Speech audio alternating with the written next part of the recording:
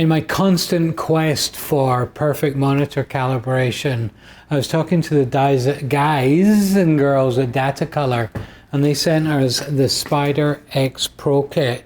Today we're going to focus on the SpyderX Elite and see what it's like to actually calibrate a monitor. Show you through it. Let's go.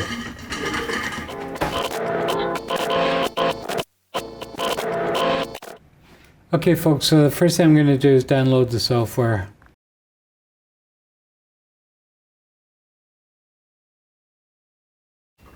So far in the software install, only one thing to know, and that is that don't plug the thing in before you get to the stage where it tells you to plug the thing in. So this is the SpyderX,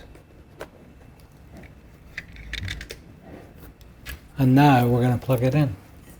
So the next thing I'm going to do is I'm going to do a hard reset, or a hard factory reset on my monitor, because I think you should always do that. It might even say so somewhere, but it's definitely a good thing to do.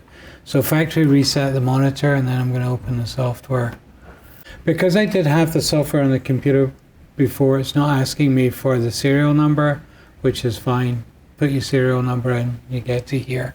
Welcome, calibrate your display or soft-proof your devices. I'm going to calibrate my display. Have you allowed your display to warm up for half an hour? Yes. Have you checked that no intense light is falling directly on your display screen? Yes. Have you reset your monitor settings? Yes. Reset contrast to default? Yeah, because I set everything to default, so I'm all good. Plug the Spyder into a computer USB port, not into a USB hub or keyboard.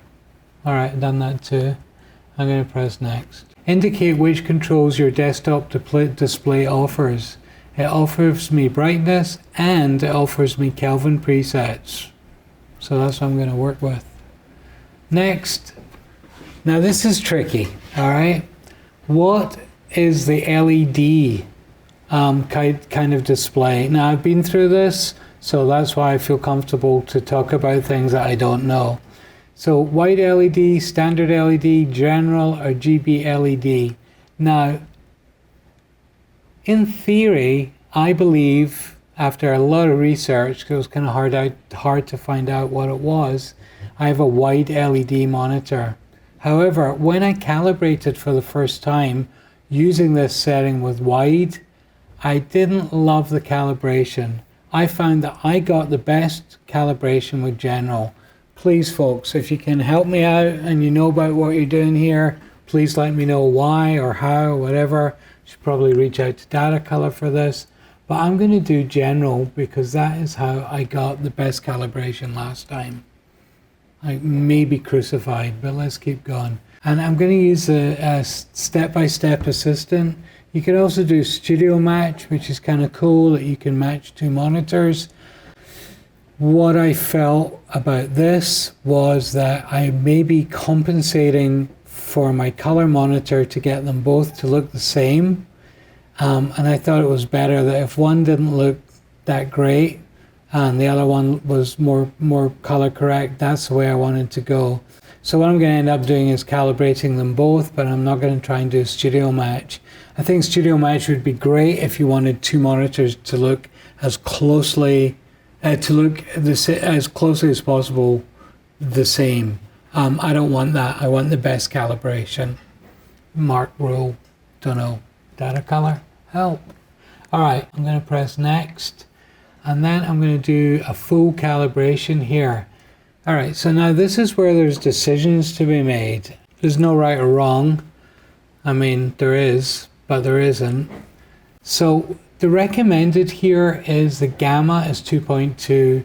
I think, you know, everybody would kind of agree that that's what the gamma should be for this Windows monitor, this Windows machine and monitor. White point 6000.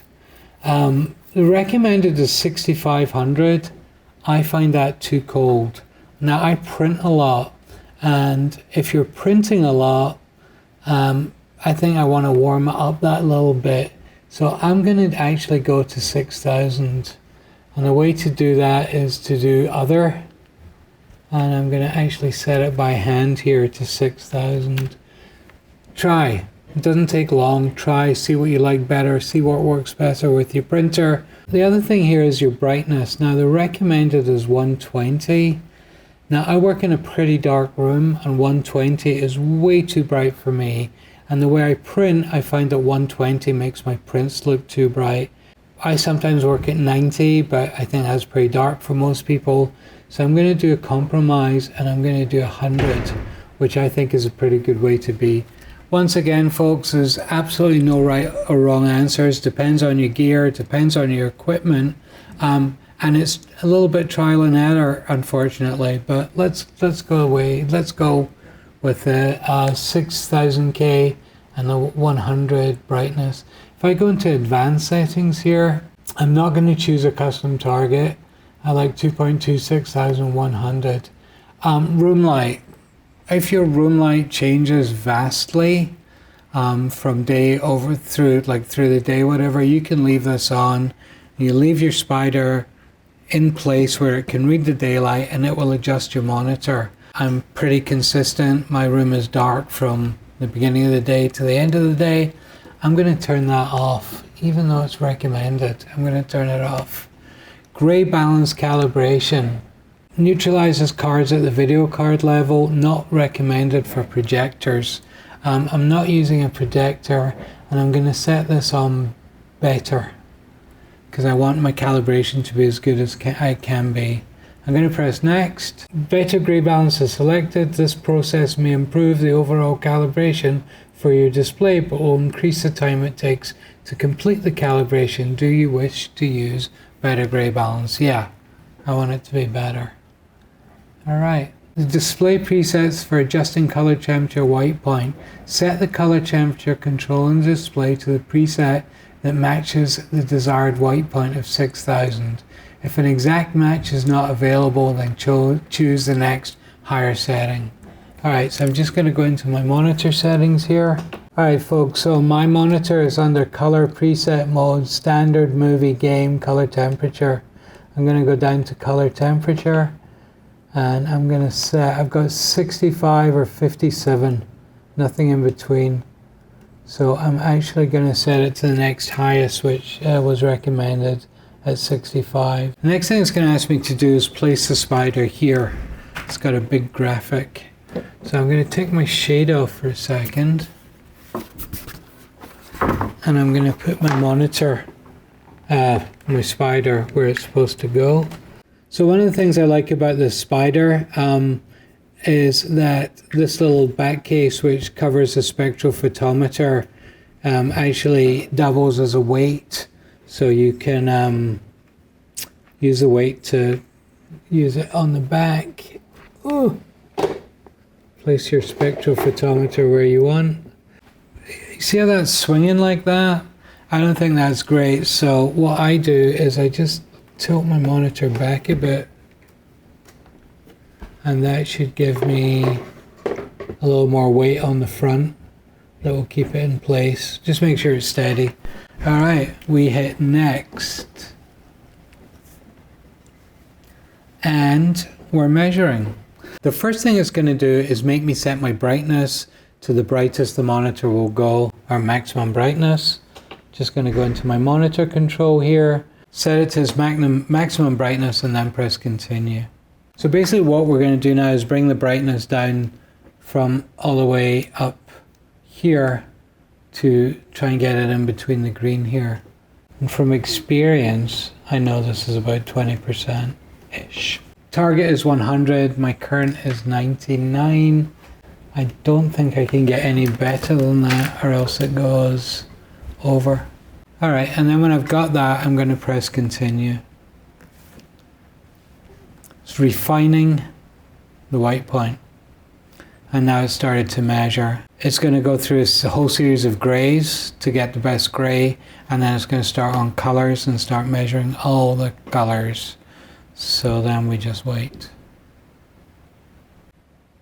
I'm totally sure that if you go online and watch other videos, it's going to go into way heavier reasons of how and why you should do this. I think color calibration has got a little less important with all the devices that we see stuff on and the lack of print ads.